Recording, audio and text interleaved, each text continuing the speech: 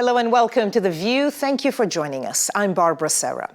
The View is a regular panel-based discussion program from the Radicalization Awareness Network, exploring the challenges that we face in preventing and countering violent extremism. Our panel for this program is a stellar cast of EU member state representatives and practitioners who will share their latest insights. Well, in this episode, we're going to look at the ways in which young people have been targeted by radicalizers during the COVID lockdown. They've had a very captive audience, with millions of young people forced indoors and spending more and more time in front of their screens. The last few weeks have seen some painful reminders that terrorism is still very much with us. There have been horrific attacks in the French city of Nice and the Austrian capital, Vienna.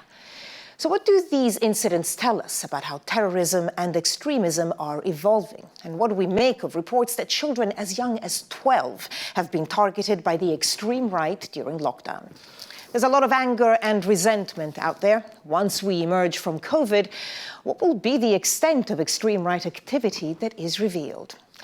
Well, to try to find some answers, I'm joined by a hugely talented panel of experts from across Europe. Silvia Ramos is based at the Counter-Terrorism Unit of the Judicial Police in Portugal. She has witnessed the growth of the extreme right in that country in recent years. Julienne Kabananji is a Paris-based community activist who works in some very challenging communities. She's run some amazing projects in the suburbs of the French capital. Fabienne Wickman works with Exit Germany, de-radicalizing people who've become involved in neo-Nazi and white supremacist activity. And Annelie Portman, who represents the city of Helsinki within the RAN, has been involved in researching and advising on that country's counter-radicalization approach. Well, before we begin the discussion, first let's hear from Paul van Tighelt, who is the director of the Coordination Unit for Threat Assessment in the Belgian government. Earlier, I asked him about his concerns on what extremists have been up to during the COVID lockdown. What we see in the digital space is we see that people are becoming more venomous, more violent, more aggressive, and we should be aware of that. We see that ideologies are mixing, a patchwork of different ideologies. And what we certainly see is we always need a scapegoat, and the scapegoat for this crisis could be authority, government. Well, let's go straight now to Julienne Kabananji, community activist speaking to us from Paris. Julienne, we heard there things are becoming more venomous, more violent. What have you found in your experience since the beginning of the COVID pandemic? We saw that there is more and more young people who are on internet and following some extremist page on Facebook, on Twitter, or on Instagram. And our big problem right now is how, as a community activist, we can find solution to fight them. So we start a program with Google a few weeks ago to fight against fake news, because fake news was one of the big event happening on internet. Thank you for that for now. Silvia Ramos speaking to us from Portugal. Is that a similar situation that you found in Portugal, an increase in racism, Islamophobia, and crucially a lack of trust as well? Yes, we think that during the general restrictions context, there was an increase on the online activity because people are spending more time at home. And we have not only the already extremists doing that, but also other people and sympathizers that totally agree. Fabienne Wickman speaking to us from Germany, from Exit Germany. Now, you have been fighting against the extreme right for a long time in Germany. How have you noticed that they have managed to use, I guess, the sort of issues of trust and fear around COVID and also the anti-vaccine movements? How have the two linked up? I think we have a situation here in Germany that there's a wider protest, and we see that there are some far-right but also violent far-right extremist groups try to use this protest for their own narratives. So they go to these demonstrations, they go into the internet spreading fake news and conspiracy narratives and all that stuff. just to bring that online protest down to the streets. And that is what we see right now. There are a lot of riots and protests there. And how do you think specifically the lockdown, the fact that so many young people have more or less been kept at home and spent a lot of that time on the screens, has that had a massive impact on its spread? Yes, on the one hand, we have only the medium internet for information, for news and all that stuff. And there's a great, people are insecure, people feel unsafe, people are, there's not clear what happened next. So out of this situation, they are searching for solutions, they're searching for something, hope. And maybe the internet and some conspiracy theories and also people who are radicalizing, they promote these kind of stuff. And that's the problem, and that's the lack of trust they built in front of their government and their democracy. Yeah, of course. I mean, COVID has been a huge test for governments everywhere in the world. Well, let's go to Sweden now, because a little earlier I spoke to Magnus Ranstorp from the Swedish Defence University and asked how he thought that COVID lockdown conditions had impacted the way that terrorists and violent extremists operate. Even in the game, we are playing catch up on this because we are distracted and we are dealing with the COVID crisis. And therefore, this is an open space for them to exploit, particularly young people who are isolated. And therefore, I think we need to be perhaps more on the offensive. Okay, back to our panel for their views. Let's go to Anneli Portman speaking to us from Finland. So I guess the wide question to you of how you think that lockdown and COVID have impacted the radicalization, and also if you think that there's a real economic dimension to it, that because of the economic impact that COVID has had, not just keeping people at home, but that's also made the situation worse. I think it's natural that economy has a great impact on the kind of work we do. But I think that this time, the COVID has hit particularly hard those who already were vulnerable to be disadvantaged. And so one thing we are seeing that it's not just the time spent in front of a screen, but that it's the time spent away from education or away from influences that would broaden the picture. And the worst thing about this is that there is no guarantee that as societies come out of COVID, that there would be enough money to make sure the gap between the haves and the have-nots is effectively diminished. Yeah, absolutely, because we're still very much in the middle of the COVID pandemic. No one really knows when and how it will end. Can I ask for a specific example, though, from you, Anneli Portman? In Finland specifically, what kind of things have you seen that you think are particular to that country? I think that typically Finland reacts to anything with education. We always educate.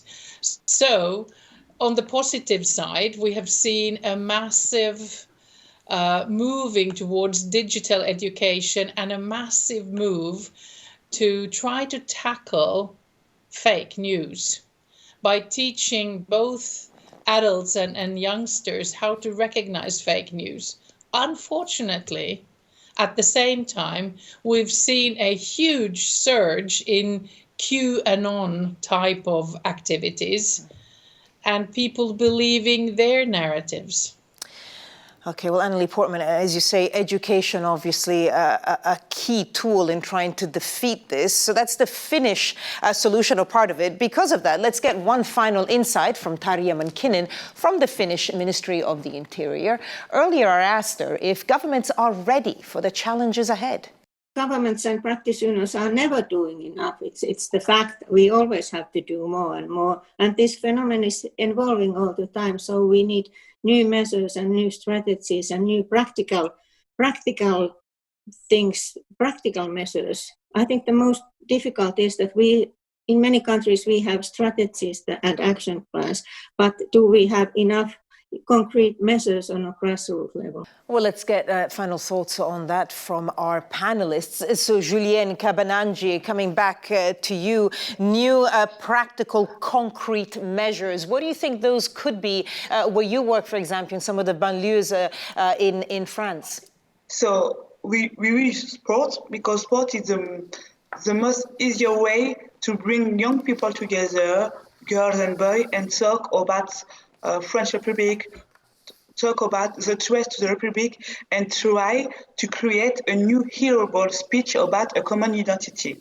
If we can go now to Silvia Ramos, do you think prevention strategies that you're using right now are actually still working? And if not, how important is it to have concrete measures and to reach out to community groups? We believe that not only we have to be active also in the prevention work and dealing with the community actors. And it's the best way to reach the young people and vulnerable people.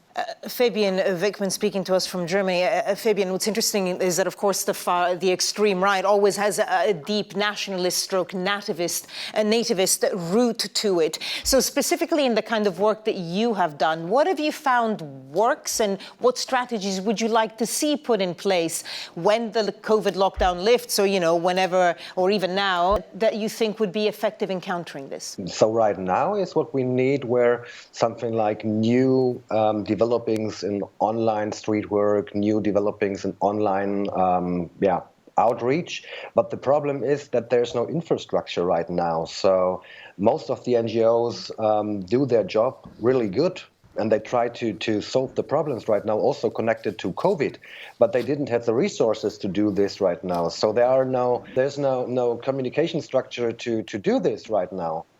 Okay.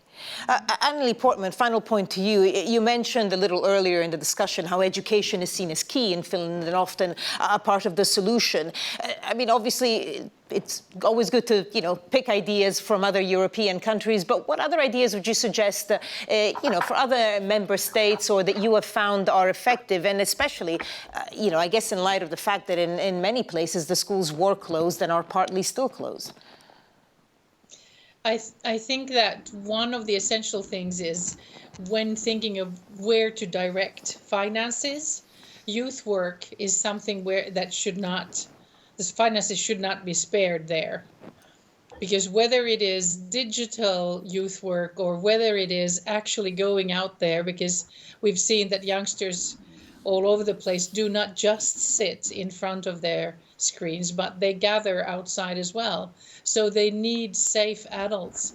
And I think that in the long run, societies that direct their finances towards, like Fabian was saying, NGOs or youth work, do really well, because they will reap the benefit decades from now. I just want to add something. Of course. Yeah, just about NGO. I used to work with several NGO in France. I think that the big problem of NGO in France, or I don't know if in your country, is that they don't know how to touch the parents of the young people they're caring to. And this is a major problem when you want to prevent radicalization, because a lot of things young people learn is coming from their parents and from the background. So I think that the next challenging for NGO or for community activists is to bring young people with their parents to work on this. Julianne, thank you for that point, because it's very interesting. I'd like to open that up to the other panelists. So Julianne was saying there that NGOs need to better connect with young people, because really that is the key. So Silvia Ramos, what do you make of that? I think they could do it not only offline when they are doing their daily jobs, but also online. And getting into the social networks, making some campaigns, and trying to hear and give the space to these people, the space to speak about it, about all the issues. I think there are two things. We have these regular youth work, like this daily youth work, And we have these specialized NGOs dealing with de-radicalization and radicalized youth. So we have to bring these together because on the one hand, we have this regular youth work. They are in the daily life. They knew the problems of their kids and all that stuff. And we have the specialized NGOs, which have sometimes not the best way to get into that community because they have no ways to do this. So if we combine both and just mix it up, I think that's the best way, because then we have the specialized issues and also the daily life issues of their practitioners. How important is it that the response to it is local? To solve the problems, you need this local, you need this direct offline environment. So we need both. But I think that we also need a kind of a pan-European approach, because I don't think the youth only identify with the people among whom they live. I think it's way more transnational than that. And so therefore, I think also role models from people who are on make videos, or people that the youth would look up to and feel similar to, need to be utilized in this. We're going to have to leave it there. I want to thank all our panelists for their insights. Sylvia Ramos, Julien Cabanangi, Fabienne Wickman and Annelie Portman. Thank you very much. Well, there's no doubt that during the lockdown, violent extremists and terrorists have been busy below the radar. In video game chat rooms, YouTube and other online settings, they've found their targets, young, vulnerable people pulled into the darker recesses of the web and exposed to hateful and appalling content. Well, the full scale of what's been going on during the COVID lockdown isn't yet completely clear. But I think our discussion today indicates that the situation out there is becoming increasingly challenging. Well, thank you for joining us. This has been The View, brought to you by the Radicalization Awareness Network. And until our next episode, goodbye for now.